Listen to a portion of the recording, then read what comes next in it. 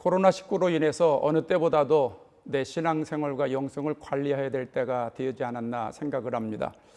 오늘 본문에 나오는 고넬료는 요즘 같은 시대에 가정에서 어떻게 신앙생활을 하면 좋을지에 대해서 우리들에게 많은 가르침을 주고 있습니다. 고넬료는 이달리아 부대의 백부장이라고 했지요. 이달리아라고 하는 말은 로마 군대의 이름입니다.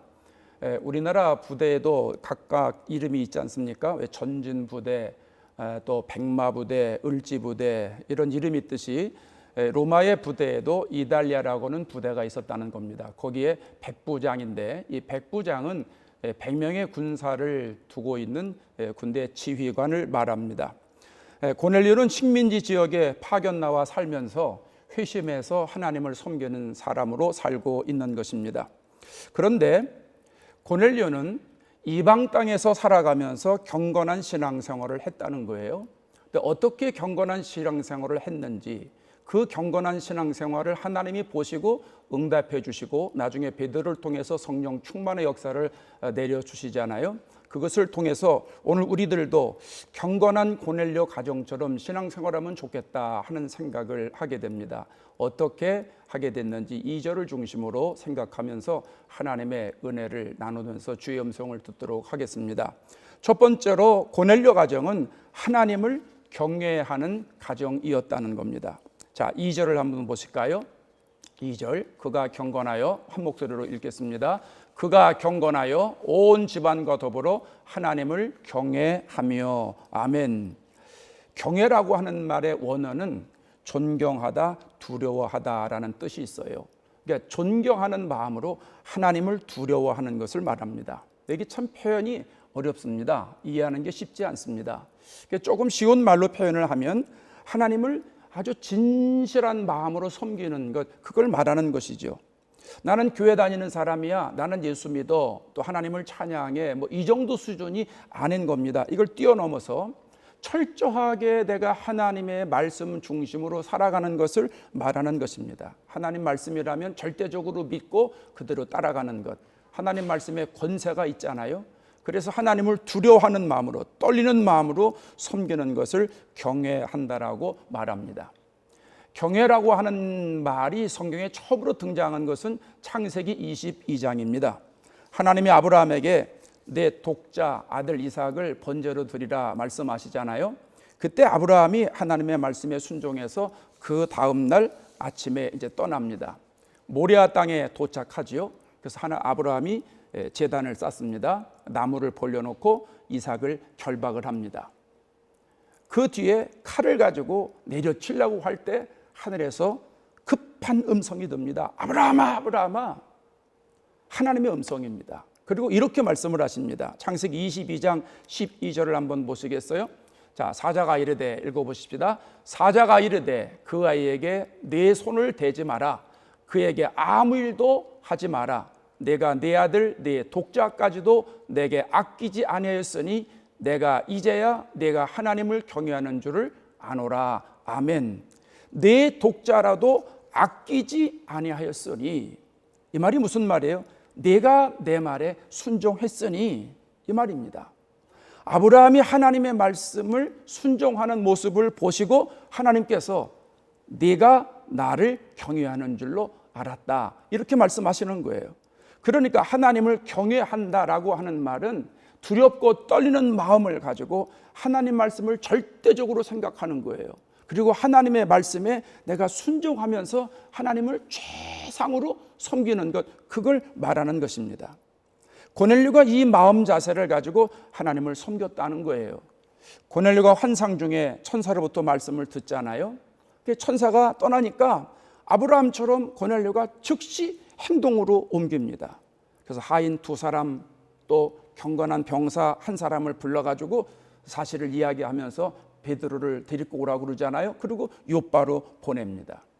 이게 쉬운 일이 아니에요. 요바는 가이사랴에서 40km 정도 떨어져 있는데 한 25마일 정도의 거리입니다.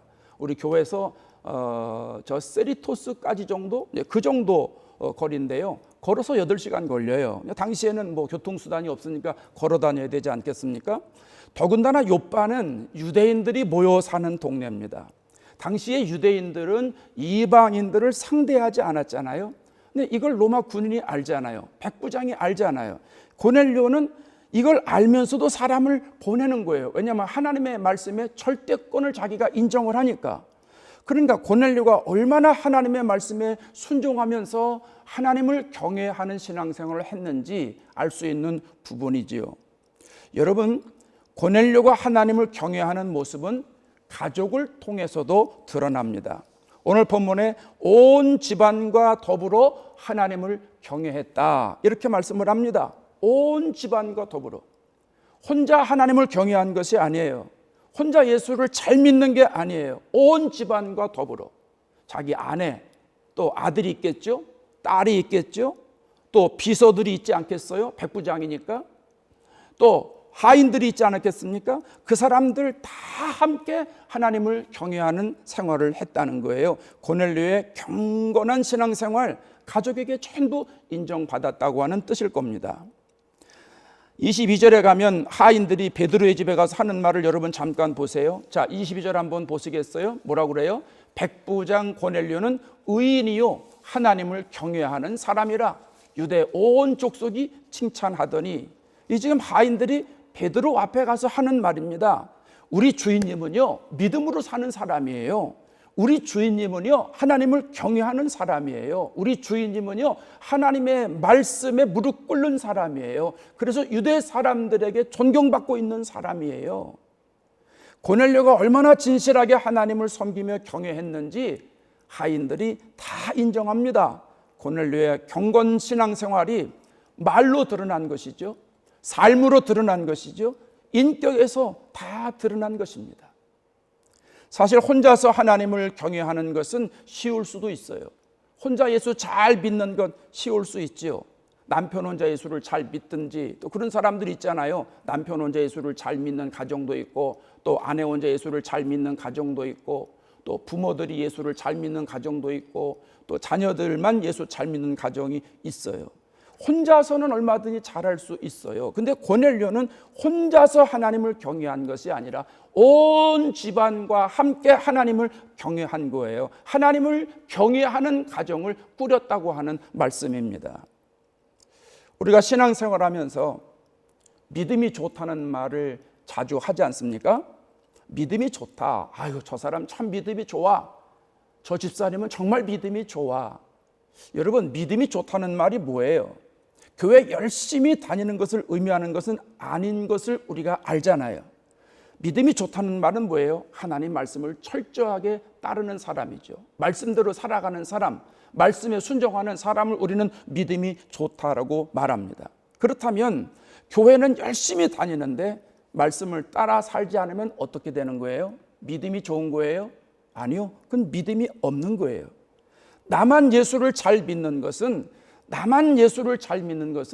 예수를 잘 믿는 게 아니라는 말이에요. 영적인 영향력이 없지 않아요.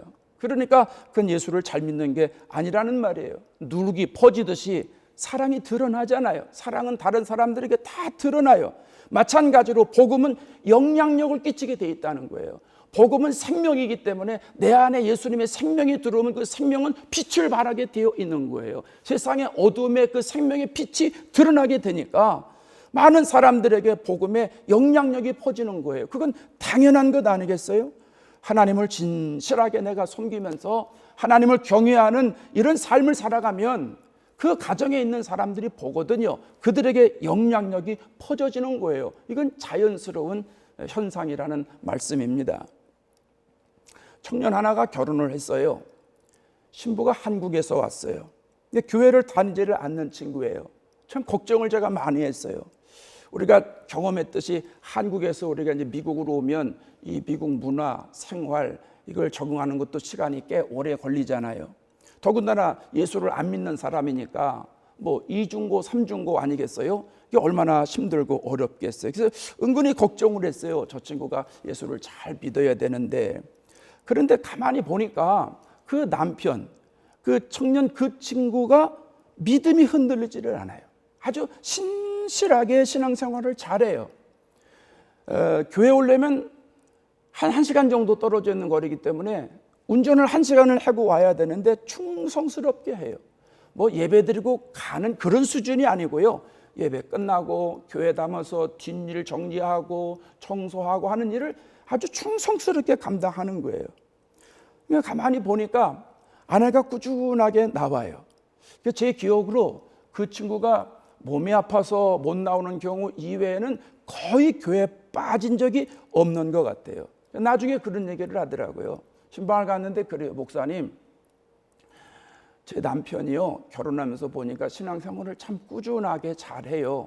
그러니까 남편이 신앙생활하는 모습을 보니까 저도 그냥 감동돼서 교회를 계속 나가야 되겠다 하는 생각이 들었어요. 그런 얘기를 하더라고요. 남편이 가정에서 진실하게 하나님을 섬기면서 충성스럽게 변함없이 신앙생활하는 모습을 그 아내가 본 것이죠. 성령의 역사한 것이지만 그 아내가 그것을 보고선 감동을 받아서 야, 나도 예수를 잘 믿어야 되겠구나 이런 생각을 한 거예요. 지금은 두 아이들과 함께 얼마나 열심히 신앙생활 잘하는지 몰라요. 지금은 집사가 돼가지고요, 교회에서도 아주 충성스럽게 섬기고 있습니다. 여러분, 요즘 코로나19로 인해서 어느 때보다도 가정에서 식구들과 지내는 시간이 많지 않습니까? 어떤 분들 그러더라고요. 늘 같이 있다 보니까 스트레스가 자꾸 올라간다는 거예요. 그리고 자꾸 싸우는 일이 많아진다는 거예요. 아마 여러분도 뉴스를 통해서 들으셨을 거예요. 여러분, 이럴 때 우리가 어떻게 해야 되겠습니까? 이럴 때는 내가 하나님을 경외하는 모습들을 가정에게 보여줄 수 있는 아주 좋은 기회예요. 내가 진실하게 가정에서 하나님을 섬기는 거예요. 고넬료처럼 하나님 중심으로, 그저 말씀 중심으로, 말씀 안에 내가 들어가서 말씀이 이끄는 대로 하루하루 살아가는 거예요. 그러다 보면 내 삶 속에 성령이 역사할 거 아니겠어요? 영적인 파급력이 나타난다는 거예요. 그게 가족 모든 식구들에게 그대로 드러나게 된다는 거예요. 잠언서에 이런 말씀이 있어요. 1장 7절 한번 보시겠어요? 잠언서 1장 7절. 우리 잘 아는 말씀이죠. 한번 읽어보십시다. 여호와를 경외하는 것이 지식의 근본이오늘. 모든 지식의 근본이 뭐예요? 하나님을 경외하는 거예요. 하나님을 진실하게 섬기는 거예요. 여러분의 가정을 하나님을 경외하는 가정으로 만드실 생각 없으세요? 그래서 우리 가정에서 하나님을 경외하는 가정으로 되어서 영적인 파급력이 생겨가지고 모든 식구들이 이 고넬료 가정처럼 온 식구들이 하나님을 경외하는 가정, 이게 얼마나 근사하겠습니까? 여러분의 가정을 하나님을 경외하는 가정으로 만드는 것 최고의 축복입니다. 이번 기회에 하나님을 절대적으로 믿고 섬기는 경건한 가정으로 한번 만들어 보시기 바랍니다. 내가 하나님의 말씀을 따라 살아가면 그 모습들을 자녀들이 봐요. 자녀들은 부모의 등 뒤에서 배운다고 하잖아요. 또 배우자도 다 보고요. 그러다 보면 모든 영향력이 이제 끼쳐지게 되는 것이잖아요.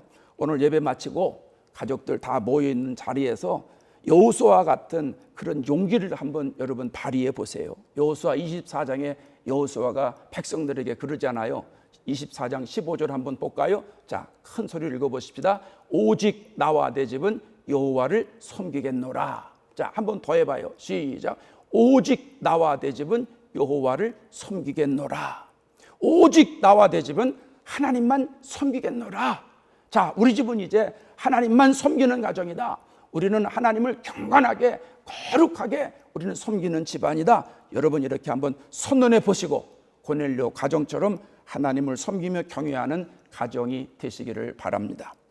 두 번째로 고넬료 가정은 백성을 구제하는 가정이었습니다. 2절 말씀 다시 한번 보시겠어요? 자, 2절 한번 보겠습니다.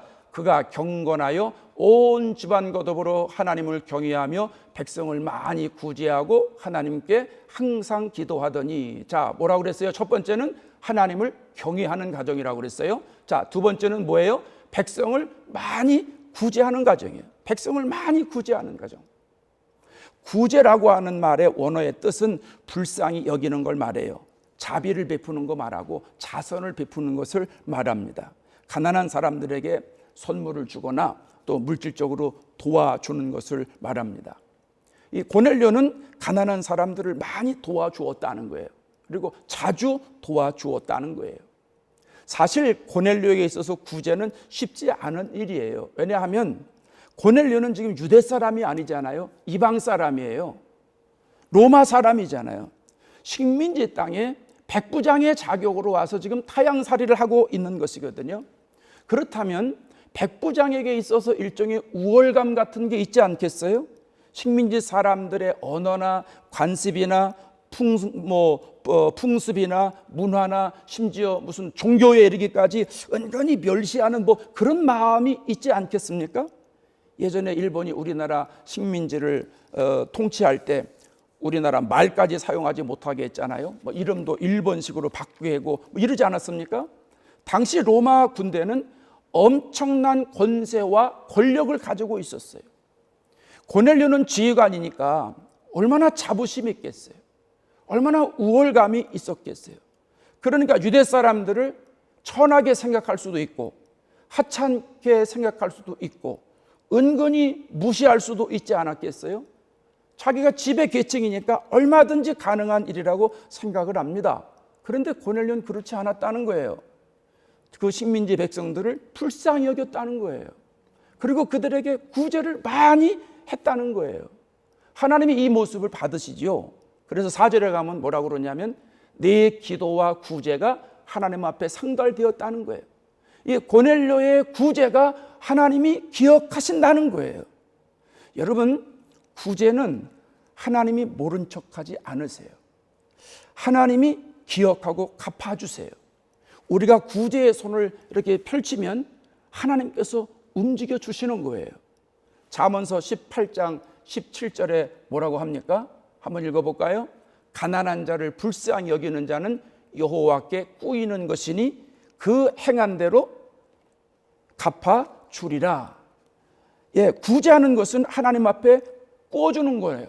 그럼 하나님 앞에 꿔주니까 하나님이 그걸 갚아주신다는 거 아니에요? 또 잠언서 11장 25절에 뭐라 그래요? 25절 한번 읽어볼까요? 구제를 좋아하는 자는 풍족하여질 것이요 남을 윤택하게 하는 자도 윤택하여 지리라. 자, 남을 윤택하게 하는 자를 하나님이 그 사람도 윤택하게 해주신다는 거예요. 왜냐하면 하나님이 채워주시니까 가능한 것이죠. 예수님도 말씀하잖아요. 마태복음 6장에 뭐라고 그래요? 네 구제함을 은밀하게 하라. 은밀한 중에 보시는 너희 아버지께서 갚으시리라. 구제를 하는 사람들은 하나님이 다 갚아주신다는 거예요. 그래서 야고보서 1장에 가면 구제하는 것이 경건 생활에 포함되어 있지 않습니까? 하나님 앞에서 하는 정결하고 더러움이 없는 경건은 고아와 과부를 구제하는 것이라고 이렇게까지 말씀하고 있지 않습니까? 여러분, 구제는 예수 믿는 사람에게서 나타나는 하나님의 사랑의 표현입니다. 그래서 예수 믿는 사람들에게 있어서 구제는요, 선택사항이 아니에요. 저와 여러분들에게 있어서 구제는 필수사항이라는 거예요. 하나님을 섬기면서 경외하는 사람들의 경건한 삶 중에 하나가 바로 구제라는 거예요. 그런데 여러분, 우리가 경험하지만 구제의 손을 펼치는 것이 생각처럼 쉬워요, 어려워요? 쉽지 않아요. 누구나 할 수 있는 것 같은데 사실 누구나 하는 것은 아닌 것 같아요. 왜 그러냐 하면 사람들이 좀 어렵다는 거예요. 나도 먹고 살기 바쁜데 나도 힘드는데 누굴 도와주겠냐 이런 생각이 있거든요. 그런데 여러분, 요즘 같은 시절에는 이 고넬료 과정처럼 자꾸 구제의 손을 펼쳐야 돼요.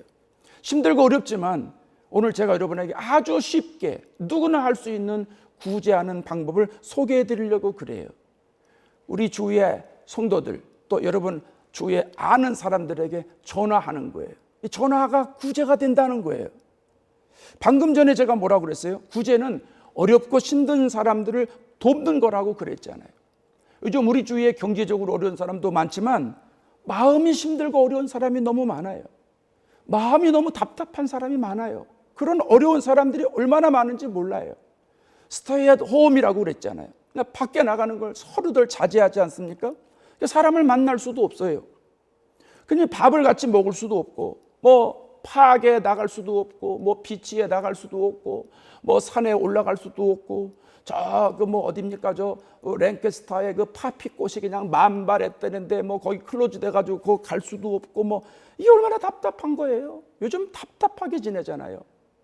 지난주에 부활주일이었잖아요. 부활란과 떡을 준비해 가지고 이제 우리 K타운에 계신 우리 성도들을 이제 만나러 갔어요. 그래서 어느 성도님이 그래요. 목사님, 집에만 있으니까요 우울증에 걸릴 것 같아요. 답답하다는 거예요. 그래서 어떤 분은 그래요. 목사님, 코로나가 언제 끝난대요? 저한테 물어봐요. 저한테. 제가 뭐 코로나 전문가도 아닌데 얼마나 답답하면 그런 말씀을 하시겠어요? 이런 분들에게 전화를 드리는 거예요. 그냥 누구한테 할지 모르지만 성령께서 우리에게 생각나게 해주세요. 여러분, 생각이 안 나면 기도해 보세요. 하나님, 내가 누구한테 전화해서 구제하면 좋을까요? 이게 기도하면 하나님께서 생각나게 해주는 사람이 있어요. 그 사람에게 전화로 소통하는 거예요. 그분이 힘을 얻도록, 그분이 용기를 갖도록. 그래서 그분이 어떻게 살고 있는가 궁금해서 물어보기도 하고, 그러면서 그분의 얘기를 계속 들어주는 거예요. 여러분, 때로는 들어주는 것만 가지고도 문제가 해결되기도 하고, 들어주기만 해도 그 사람이 힘이 나는 경우가 있어요. 그래서 상담학에서는 들어주는 걸 굉장히 중요하게 여기거든요. 그래서 어떤 사람은 구제하고 위로하고 들어주라고 하는 전화를 했더니 전화해가지고 계속 자기 말만 쏟아내는 사람이 있어요. 그거 스트레스만 줘요. 그거 아니에요. 그 사람의 말을 들어주는 거예요. 그리고 위로해 주는 거예요. 격려해 주는 거예요. 그 사람 말이 옳은지 틀린지 그게 중요한 게 아니에요. 그 사람 마음을 자꾸 들어주는 거예요. 아이고, 그러냐고, 얼마나 힘드냐고. 맞아, 나도 그랬을 거야. 맞아, 나도 힘들지만 아이고, 거긴 더 힘드네. 자꾸 이렇게 들어주라는 거예요. 우는 자들과 함께 울라고 했으니까 같이 아파해주고 같이 눈물을 흘리는 그 심정을 가지고 함께 마음을 나누라는 거예요. 그게 구제가 된다는 거예요. 요즘에 그것처럼 귀한 구제가 없습니다. 여러분, 통화가 끝나고 나면요, 그 사람을 위해서 기도해 주는 거예요. 주님의 마음을 가지고 축복해 주는 거죠. 경제적으로 도와줄 수 있는 분들은 경제적인 손을 펼치고, 또 그렇지 못하는 분들은 계속해서 기도하면서 격려해주고 축복해주고 또 다시 전화해서 도와주고, 누구나 할 수 있는 일이에요. 어렵지 않죠. 돈 들어가는 일도 아니고요. 저와 여러분은 고넬료 가정처럼 주변에 어렵고 힘든 여러 사람들을 구제하는 근사한 가정으로 만드시는 은혜가 있기를 바랍니다. 세 번째로, 고넬료 가정은 기도하는 가정이었다는 겁니다. 자, 2절 말씀 다시 한번 볼까요? 2절 끝에 뭐라고 그래요? 하나님께 항상 기도하더니. 고넬료 가정은 하나님을 경외했고 많이 구제했고, 세 번째는 항상 기도하는 가정이었다는 거예요. 항상 기도했다는 말은요, 시도 때도 없이 그냥 계속 아무 때나 기도했다, 그 말이 아니에요. 정기적으로 기도했다는 거예요. 정기적으로. 당시 경건한 유대 사람들은 하루에 3번씩 기도하는 시간을 정해놨습니다. 3시, 6시, 9시 그러는데 성경에 나오는 시간은 6시간을 더하면 우리의 시간으로 계산이 됩니다. 근데 여기서 중요한 것은 몇 시에 기도했냐, 이게 중요한 게 아니라 기도하기 위해서 지정된 시간이 있다는 거예요. 그게 중요한 거예요. 그거를 원어로 호라라고 말합니다. 여러분이 오늘 하나님 앞에 예배 드리기 위해서 11시에 맞춰서 하나님 앞에 나왔잖아요. 이거를 호라의 예배 시간이라고 말합니다. 바쁜 일이 있지만 내가 하나님 앞에 예배 드려야 하기 때문에 이 시간을 모든 시간하고 바꾸질 않았잖아요. 다 다른 시간 내려놓고 하나님 앞에 나온 거예요. 이걸 호라의 시간이라고 그래요. 내가 여러 가지로 분주하지만 하나님 앞에 기도하는 시간으로 딱 맞춰놓고 3시면 3시, 6시면 6시, 9시면 9시, 어떤 시간이든지 맞춰놓고 기도하기 위해서 하나님 앞에 나오는 거예요. 그거를 호라의 기도 시간이라고 말하는데, 여기에 고넬료가 그렇게 기도했다는 게, 그것이 항상 기도했다 그 말입니다. 성령이 강림하고 나서 사도들이 정기적으로 기도하는 시간이 있지 않습니까? 사도행전 3장에 가면 그런 말씀이 있어요. 3장 1절에 한번 읽어볼까요? 제9시 기도 시간에 베드로와 요한이 성전에 올라갈세. 베드로와 요한이 성전에 올라가는 기도 시간이 있었다는 거예요. 그게 오늘 본문에서는 구시라고 표현한 것이죠. 베드로 같은 경우에는 오늘 읽진 않았지만 9절에 가면 베드로가 요빠 있을 때 기도하려고 지붕에 올라가거든요. 그때 성경은 6시라고 말합니다. 그러니까 베드로는 6시에도 기도하는 사람이었고 9시에도 기도하는 사람이 되었다는 이야기죠. 바울과 실라도 정기적으로 기도하는 시간이 있었어요. 빌립보에서 전도하다가 시간을 보니까 이게 기도하는 시간인 거예요. 그래서 기도하는 장소를 찾아서 이동하지 않습니까? 사도행전 16장 16절에 가면 이런 말씀이 나옵니다. 우리가 기도하는 곳을 가다가, 기도하는 시간이 되니까 기도하는 장소로 찾아가는 거예요. 그래서 초대교회 경건한 사람들은 기도 시간을 정해놓고 기도했다는 거예요. 정기적으로 기도했다는 거예요. 이건 경건한 사람들의 공통된 현상이었다는 말씀입니다. 여러분이 잘 아시지만 신앙생활에서의 기도는 너무나 소중하고 중요하다는 거예요. 고넬료도 정기적으로 기도하는 시간으로 있어가지고 3절에 가면 제 9시라고 그랬잖아요. 그러니까 오늘 우리들도 이 고넬료처럼 정기적으로 기도하는 시간을 정해놓고 하나님 앞에 나와서 기도해야 된다는 것입니다. 아마 모르긴 해도 기도는 아무리 강조해도 지나침이 없을 거예요. 우리가 그렇게 얘기하잖아요. 기도는 하나님과 호흡이다. 기도는 하나님과 호흡이에요. 사람은 호흡해야 살아요. 호흡하지 못하면 사람은 죽어요. 하나님과 호흡해야 신앙이 살아요. 기도해야 산다는 거예요. 기도해야 내 신앙이 산다는 거예요. 오늘 성경에 고넬료가 어떤 내용의 기도를 했는지 성경에 구체적으로 기록하지는 않아요. 성경에 보면 기도가 그게 두 가지잖아요. 하나님께 구하는 것이 목적인 기도가 있고 또 하나님과 교제하는 그런 기도가 있어요. 그럼 고넬료가 구하는 기도를 했는지 교제하는 기도를 했는지 알 수는 없지만 분명한 사실은 고넬료는 기도를 통해서 자기의 영혼을 관리했다는 거예요. 기도를 통해서 자기 영혼을 스스로 관리했다는 거예요. 고넬료가 기도하다가 환상 중에 하나님의 사자를 만나잖아요. 천사가 고넬료에게 말해요. 하나님 내 기도 들으셨다는 거예요. 그리고 요바에 가서 베드로를 데리고 오라는 거예요. 자, 천사가 그 말을 할 때 이 고넬료가 바로 들어요. 우리식으로 아멘 하는 거예요. 그리고 그대로 순종하는 거예요. 여러분, 이게 성경에 기록이 돼 있어서 이랬구나 하니까 우리가 쉽게 받아들일 수 있지만 이거 쉬운 일이 아니에요. 우리 신앙생활에서도 성령에 늘 감동이 있잖아요. 성령께서 기도해야 되잖아. 그럴 때 아멘 하고 기도하는 거 쉽지 않죠. 성령께서 누구 사랑해야 되잖아. 누구 사랑해. 전화번호까지 전화해야 될 사람 이름까지 자세하게 자꾸 알려주세요. 마음에 막 감동이 있어요. 그거 바로 순종하는 거 쉬운 일 아니거든요. 똑같은 거예요. 근데 고넬료가 천사로부터 그런 말을 들었을 때 즉시 실행했다는 게 무슨 얘기예요? 영적으로 민감했다는 거예요. 고넬료는 정기적으로 기도하면서 자기 영혼을 관리했다는 거예요. 그래서 영적으로 민감하기 때문에 하나님이 말씀하시면 성령께서 가르쳐 주시면 그대로 순종했다는 말이에요. 여러분, 기도하면 내 영혼이 관리되는 겁니다. 영혼이 관리돼야 내 신앙이 건강해지는 거예요. 여러분 보세요. 육체가 연약하면 어떻게 돼요? 육신이 골골하면 어떻게 돼요? 힘이 없으면 아무 일도 할 수 없어요. 생각으로는 다 할 수 있는데 육신이 말을 듣지 않아요.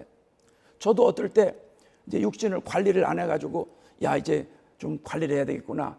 그래서 열심히 걸어요. 막 30분 걷고 1시간 걷고 와요. 그러면요 그 다음날 막 몸이 쑤시지 않은 데가 없어요. 이 관리가 안 됐다는 거예요. 평상시에 운동을 안 했으니까 쑤시지 않은 곳이 없다는 거예요.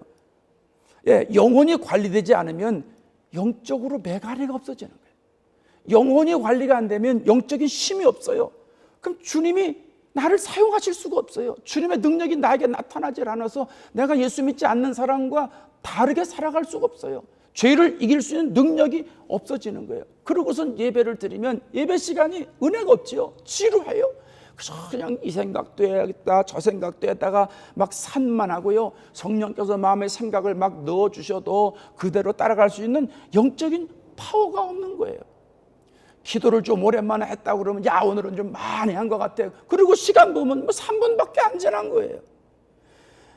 이게 신앙생활에 너무너무 힘든 거죠. 여러분, 혹 기도하는 시간에 기도 안 하고 예배드리는 시간에 예배드리지 않고 다른 장소에 가 있다면 내 영혼이 관리되지 않는다는 증거입니다. 이건 내 영적인 상태가 좀 심각한 단계에 있다는 얘기예요. 그런데 여러분, 내가 기도를 꾸준하게 해서 정기적으로 기도해서 영혼을 관리해 보세요. 신앙생활하는 게 얼마나 즐거운지 몰라요. 예배드리는 게 얼마나 기쁜지 몰라요. 다윗처럼 주의 궁정에서 하루가 다른 곳에 천날보다 낫다고, 하나님 앞에 예배드리는 이 한 시간이 세상에서의 1000시간보다도 낫다고 고백하고 간증하게 되거든요. 그래서 막 주님이 시키신 일 감당하는데 막 정신없이 막 너무 기쁘니까, 그러니까 뭐 찬양을 해도 막 신나는 거예요. 말씀을 들으면요, 말씀이 팍팍 들어오는 거예요. 내 심령에 팍팍 꽂히는 거예요. 영적인 힘이 막 솟아넘치는 것이죠. 막 샘물과 같은 막 힘이 막 나오는 거예요. 계속 나오는 거예요. 여러분, 얼마나 좋아요. 여러분, 이런 신앙생활 우리가 한번 하도록 힘써야 되지 않겠습니까? 사실 요즘은요, 내 영혼 관리하기가 참 힘든 시기예요. 왜냐하면 우리가 교회를 잘 못 가잖아요. 그 가정에서 보내야 돼요. 예배도 인터넷으로, 실시간이지만 인터넷으로 해야 되고, 가정에서 신앙생활 하게 해야 되니까 여러 가지로 힘들어요. 근데 여러분, 역설적인 말씀이지만 힘들기 때문에 기도해야 돼요. 어렵고 힘들고 고통스럽고 답답하기 때문에 기도하는 시간을 만들어야 된다는 거예요. 그리고 정기적으로 하나님 앞에 무릎 꿇고 기도해야 된다는 거예요. 여러분, 요즘 같은 시대에 가정에서 신앙관리 안 하면 어서 누가 해줘요? 교회를 꾸준하게 나와야 그래도 목사가 좀 관리를 해주는데, 여러분 교회를 안 나오시니까 나갈 수가 없는 상황이잖아요. 집에서 나 혼자 신앙생활 해야 되는데, 인터넷으로 동영상으로 여러분이 실시간으로 보긴 보지만 제가 여러분이 그 앞에 앉아있는지 안 앉아있는지 알 수가 있나요? 예배드리는 자세를 보면 저분이 신앙생활 한 주간 어떻게 관리했구나 하는 걸 드러나게 보이게 되는데, 가정에서 하니까 알 수가 없잖아요. 이제 여러분, 이 시간에는, 이 코로나 기간에는 가정에서 스스로 내 신앙 내가 관리해야 되거든요. 그러니까 하나님 앞에 기도하는 수밖에 없어요. 정기적으로 내가 엎드려 기도하는 수밖에 없어요. 정기적으로 기도하지 않으면 패전병처럼 신앙생활하게 되는 거예요. 그래서 어렵고 힘들 때일수록 내가 기도하는 시간을 만들어 놓고 그 시간에 하나님 앞에 무릎 꿇어 기도하는 이 경건한 신앙생활, 고넬료 가정과 같은 가정을 저와 여러분의 가정이 만들어야 될 줄로 믿습니다. 여러분, 기도는 하나님이 약속해 주셨어요. 기도는 하나님의 약속이에요. 예레미야 33장 3절에 뭐라고 약속해요? 한번 읽어볼까요? 너는 내게 부르짖으라 내가 내게 응답하겠고 내가 알지 못하는 크고 은밀한 일을 내게 보이리라. 부르짖을 때, 기도할 때 하나님이 응답해 주신다는 거예요. 다른 사람들이 알지 못하는 것, 은밀한 것, 신비한 것, 하나님이 우리들에게 알려주신다는 게 얼마나 감사해요. 마태복음 7장 11절에 뭐라고 그래요? 아버지께서 구하는 자에게 좋은 것으로 주시지 않겠냐? 우리가 하나님 앞에 간절히 구하는 것, 하나님은 최상으로 역사해 주시는 거예요. 우리가 생각하는 그 이상으로 가장 좋은 것으로 역사해 주시는 거예요. 얼마나 감사해요. 그러니까 기도는 약속이 보장되어 있기 때문에 저와 여러분들이 고넬료처럼 가정에서 기도하는 시간을 정해놓고 기도하면 하나님이 반드시 이런 약속을 응답해 주시는 거예요. 기도에 응답해 주시는 거예요. 제가 예전에 미국에 처음에 왔을 때 와서 개척을 하는데 힘들잖아요. 어렵잖아요. 다른 게 아니에요. 가장 답답하고 힘든 게 뭐냐 하면 기도할 수 있는 공간이 없다는 거예요. 기도할 수 있는 공간이 없어요. 미국 교회를 빌려서 사용하니까 마음대로 갈 수가 없잖아요. 시도 때도 갈 수가 없잖아요. 계약한 그 시간에만 우리가 사용할 수 있으니까 마음대로 갈 수가 없어요. 새벽에도 갈 수도 없고 저녁에도 갈 수가 없고 갈 수가 없어요. 이걸 어떻게 해야 되나? 저에게 아주 심각한 고민인 거예요. 그게 이걸 어떻게 하면 좋을까? 어떻게 해결하면 좋을까 생각하는데 성령께서 지혜를 주시는 거예요. 저희 아파트 살 때인데 아파트에 가만히 보니까 클로셋이 있어요. 조그만 클로셋. 뭐 가로 세로가 3피트니까 뭐 두 팔을 벌릴 수도 없어요. 한 팔만 벌려도 벽에 닿는지 그런 상황인데, 여기에 있는 옷들을 다 끄집어내고 여기를 기도실로 만들면 좋겠다 하는 그런 생각을 했어요. 그래서 옷 다 끄집어내놓고 이제 거기 들어가서 기도를 하는데, 막 답답하니까 영적으로 막 힘들고 어려우니까 막 간절하게 기도할 수밖에 없잖아요. 그러다 보니까 이제 소리가 나오게 돼요. 열심히 이제 간절하게 소리내서 기도하는데 문제가 생기는 거예요. 이게 바깥으로 흘러나오는 거예요, 소리가. 미국의 이 벽돌이 나무잖아요. 그러니까 이제 쉽게 흘러나가요. 이래서 이게 이웃집으로도 이제 들려가니까 안 되겠어요. 그래가지고 이제 테스트를 하는 거예요. 그래가지고 들어가가지고 하나님 아버지 감사합니다. 그랬더니 소리가 나온다는 게 이게 어쩔 수 없이 이러면 안 되겠다. 이래가지고 방음벽 공사를 했어요. 방음벽 공사. 이게 뭐냐 하면 뭐 어마어마한 건 아니고요. 베스타올 있잖아요. 이 큰 목욕 타월. 이거를 가지고 이제 내구퉁에다가 앞쪽으로 다 이제 붙이는 거예요. 그리고 테스트를 하는 거예요. 제가 들어가서 하나님 아버지 감사합니다. 문 열고 여보 들려? 조금 나아졌어. 내가 다시 해볼게. 하나님 아버지 감사합니다. 여보 소리 괜찮아? 괜찮아. 이 정도면 좋겠어. 그래가지고 이제 그 방음벽 공사가 끝났어요. 괜찮더라고요. 소리가 어느 정도 해도 바깥으로 많이 이렇게 나가지가 않더라고요. 그래가지고 그냥 시간만 나면 거기 가서 기도하는 거예요. 기도 시간 정해놓고 기도하는 거예요. 그러니까 아이들에게도 야 여기 아빠가 기도실 만들었는데 너희도 기도할 제목 있으면 들어가서 기도해. 애들이 뭐 무슨 기도 제목이 있겠어요? 3살짜리, 5살짜리, 뭐 7살짜리가 무슨 기도 제목이 있어요? 없죠. 그래도 이제 그렇게 얘기를 했어요. 그랬더니 제가 가서 기도할 시간은 아이들도 조용하고 막 이래서 기도를 참 많이 하게 됐어요. 여러분 가정에서 기도실 만들어 놓고 기도하면서 제가 얼마나 영적으로 충전이 됐는지 몰라요. 영적으로 얼마나 민감한지 내 영혼이요 관리가 되더라고요. 개척을 해서 힘들고 어려운 때지만 이 영혼이 관리가 되니까 목회가 신나는 거예요. 그래서 목회를 마음껏 하게 됐어요. 얼마나 감사한지 몰라요. 요즘 코로나 기간에 여러분 마음대로 교회 와서 기도할 수 없잖아요. 가정에서 기도하세요. 가정에서 기도하세요. 여러분 가정을 한번 둘러보세요. 기도할 만한 공간이 어딨나 물색해 보세요. 그리고 기도실을 한번 만들어 보세요. 클로셋이 있으면 그 클로셋 뭐 크지 않아도 되잖아요. 나만 들어가면 되잖아요. 그 들어가서 무릎 꿇고 기도할 수 있는 곳을 만들어 보라는 거예요. 그리고 고넬료처럼 정기적으로 들어가서 기도하라는 거예요.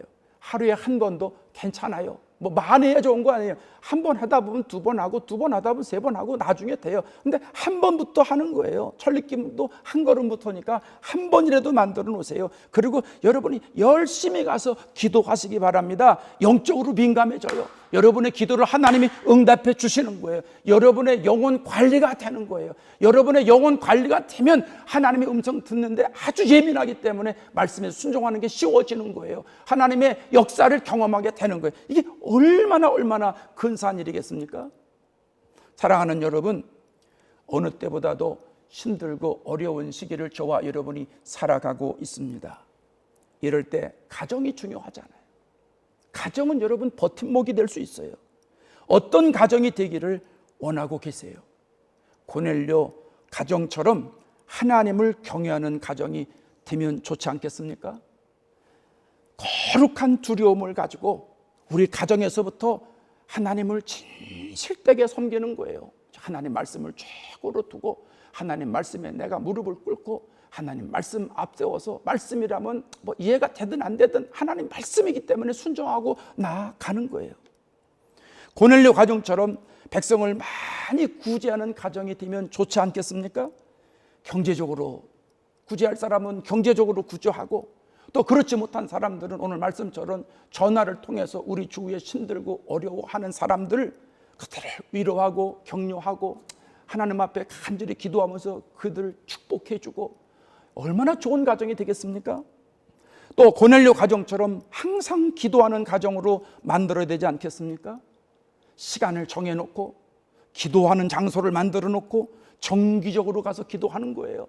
어떤 문제든지 하나님 앞에 다 쏟아놓는 거예요. 뭐 문제 해결이 목적이면 그 하나님 앞에 쏟아놓고 하나님과 영적으로 친밀하기를 원합니다. 그거 쏟아놓고 기도하고 내 영적으로 답답한 문제, 물질적인 문제, 건강의 문제, 삶의 모든 되어지는 문제 하나님이 다 알고 계시지만 하나님 앞에 인격적으로 다 쏟아놓는 거예요. 정기적으로 하나님 앞에 기도하면서 하나님 이거 응답해달라고 이거 해결해달라고 내가 주님의 마음으로 승리하게 해달라고 간절히 나아가는 거예요. 이런 가정이 되면 얼마나 좋겠어요. 이번 한 주간도 경건한 고넬료 가정처럼 신앙생활 하셔서 하나님이 저와 여러분이 신앙생활하는 모습을 보시고 기억하시는 그런 놀라운 축복을 다 누리시면서 한 주간도 승리하시기를 주의 이름으로 축원합니다. 기도하겠습니다. 하나님 아버지 감사합니다. 성령의 능력으로 저희들을 역사하시니 감사합니다. 경건한 고넬료 가정처럼 우리 모든 성도들의 가정에 그런 은혜를 허락하여 주시옵소서. 어느 때보다도 힘들고 어려운 때를 맞이하고 있습니다. 가정이 중요합니다. 가정이 예수 믿는 가정으로, 말로만 예수 믿는 가정이 아니라 고넬료 가정처럼 경건한 신앙생활을 하면 그런 귀한 가정 되게 하셔서 하나님이 우리 모든 성도들의 가정을 통하여 영광을 받아주시고 우리 모든 가정 성도들의 가정을 통하여 크게 역사하시고 일하시옵소서. 예수님의 이름으로 기도합니다. 아멘.